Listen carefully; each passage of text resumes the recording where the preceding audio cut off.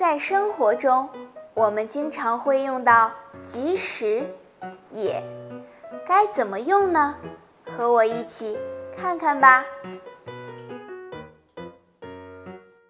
我要减肥，我要减肥，我要减肥！我决定从今天开始不吃晚饭了。别呀，即使你每天都不吃晚饭，也不一定能减肥成功的。因为不吃晚饭能减肥，这个说法是不对的。而且我真的觉得你不胖，不需要减肥。可是我最近在手机上看到很多女孩子都特别瘦，这样的身材，即使穿最普通的衣服也很好看。那是因为他们拍完照片之后还 P 图了呢。而且，即使你真的想变瘦，也应该用健康科学的方式。那什么是健康科学的方式呢？我也不确定，但是我觉得我之前的减肥方式就挺健康的。首先，改变饮食习惯，少吃高热量的东西。其次，养成运动习惯，这样即使你有时候吃的比较多，也不会轻易长胖。听起来确实不错，那我现在就去运动。我先去换衣服了，去吧，加油！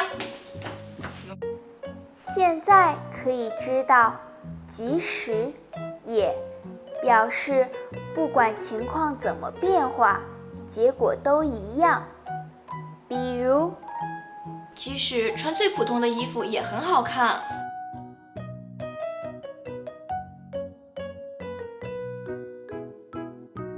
即使你真的想变瘦，也应该用健康科学的方式。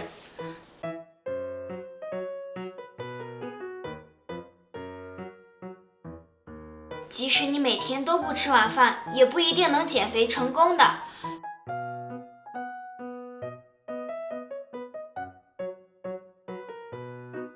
你学会了吗？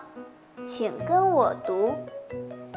即使穿最普通的衣服也很好看。即使你真的想变瘦，也应该用健康科学的方式。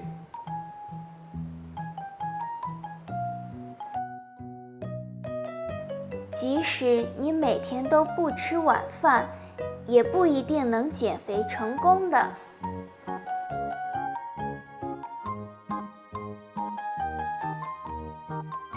同学们，你们觉得我的建议怎么样？